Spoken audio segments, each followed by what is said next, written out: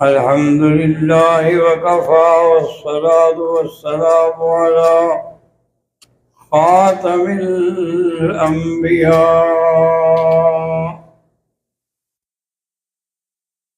وعلى آله المصطفى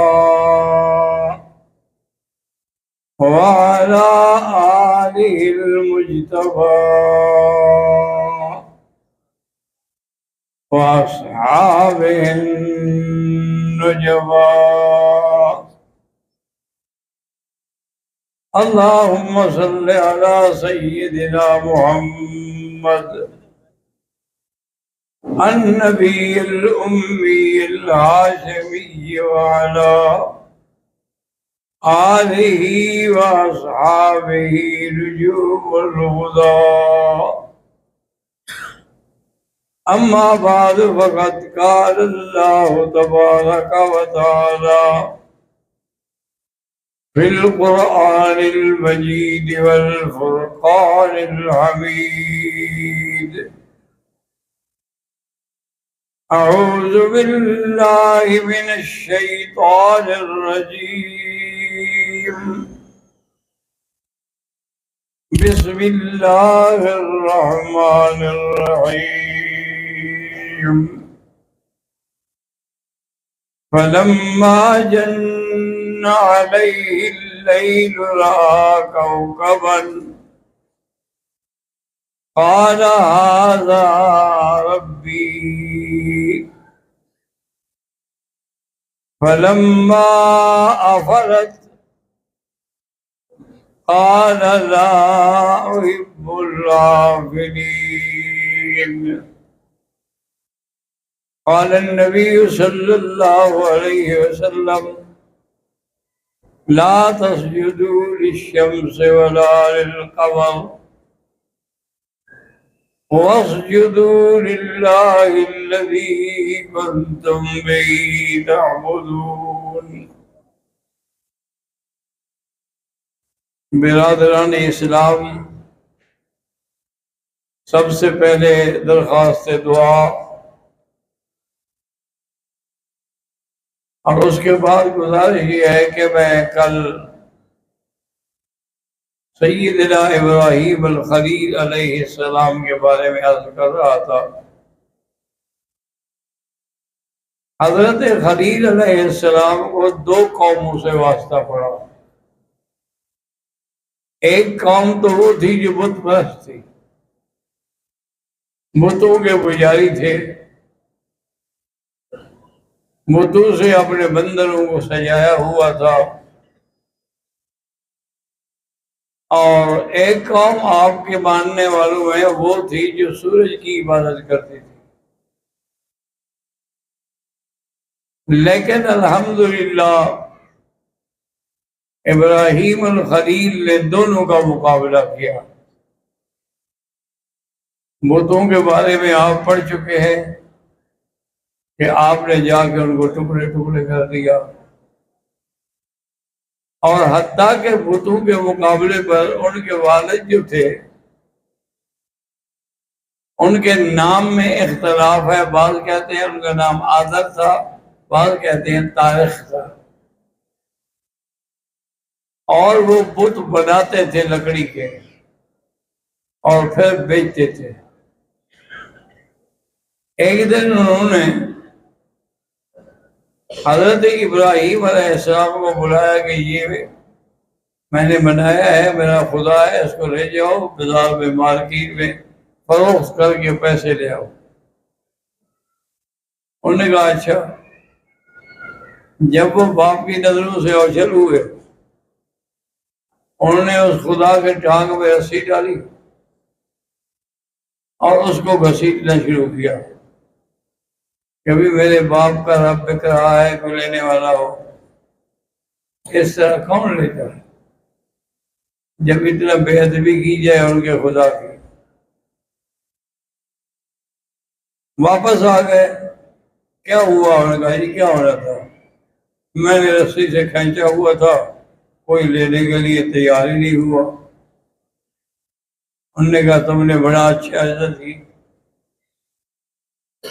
سیدنا ابراہیم بھی جوش میں آ گئے، یا ابت لم تعبد ما لا يسمع ولا يبصر ولا يغني عنك شيئا۔ ابا جان، آپ ایسے لوگوں کی ایسی چیز کی عبادت کرتے ہیں جو نہ نفع دے نہ نقصان دے، نہ سنے نہ سمجھے۔ یا ابت قد جاءنی من العلم، ابا جان اللہ نے مجھے علم دیا ہے کہ ان یمسک عذاب من الرحمن فتکون للشیطان ولیا، کہ اللہ تبارک و تعالیٰ کی اس بت پرستی کی وجہ سے تمہیں عذاب ہوگا، تو اس بت پرستی کو چھوڑ دو۔ میں آپ کو یہی نصیحت کرتا ہوں۔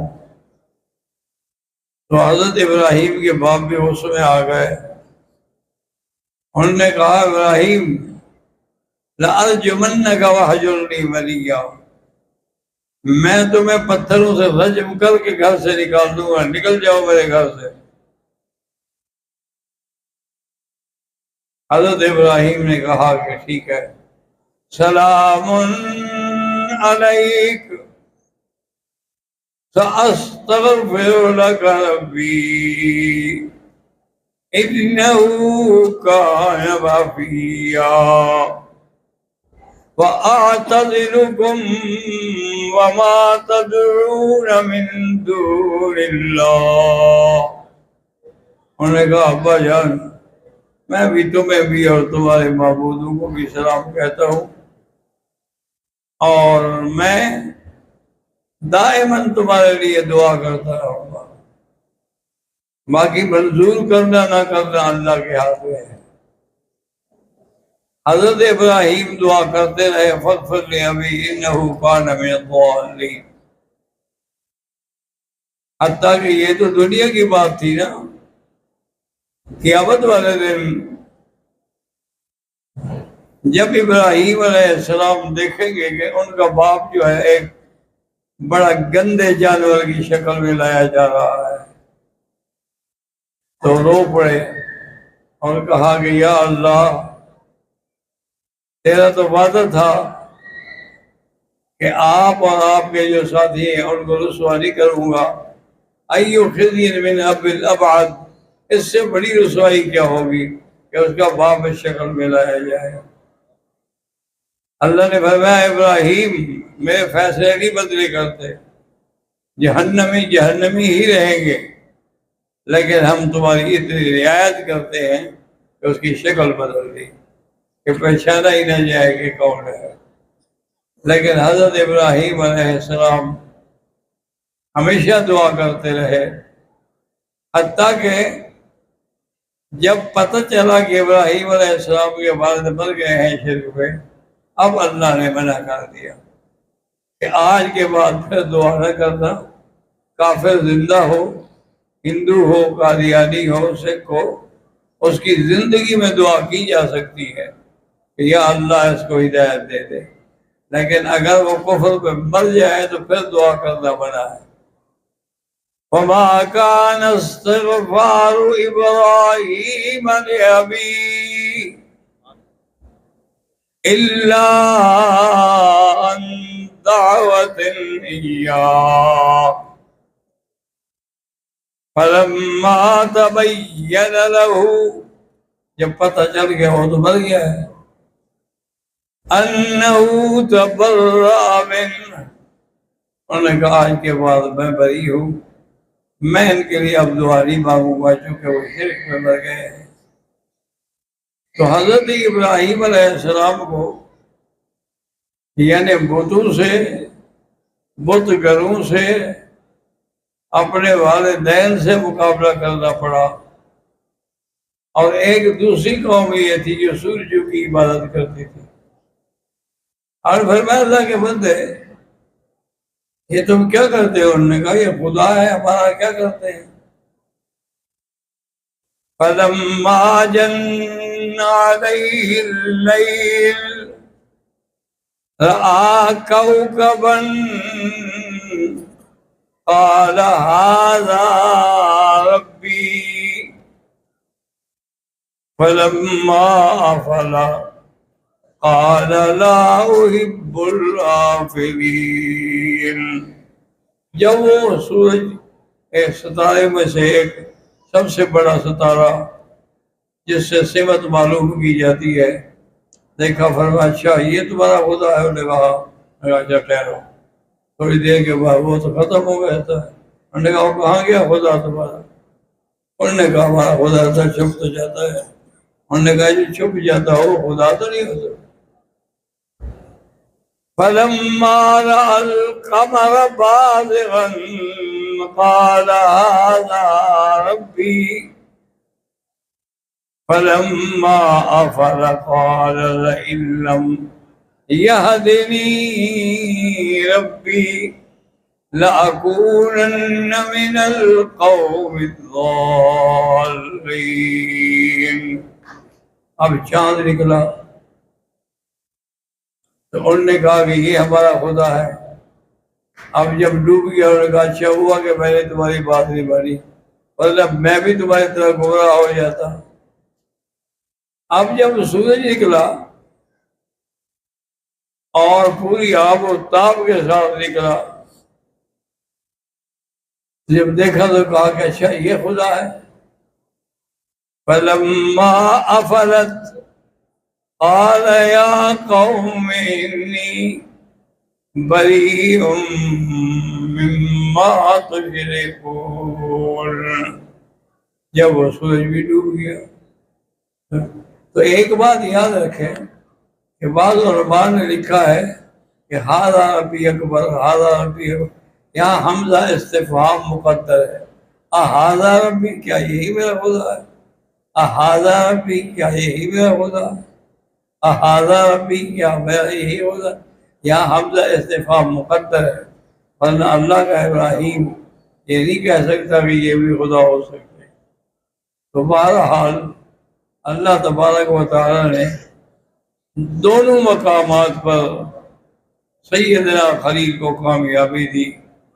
بتوں نے کوشش کی، ستارہ پرستوں نے کوشش کی، بڑے بڑے آگ کے الاؤ جلائے گئے، ان میں ڈالے گئے، لیکن اللہ نے اپنی مدد سے، فرشتوں سے نہیں کہا، خود حکم دیا، قُلْنَا يَا نَارُ كُونِي بَرْدًا وَسَلَامًا عَلَىٰ إِبْرَاہِيمَ۔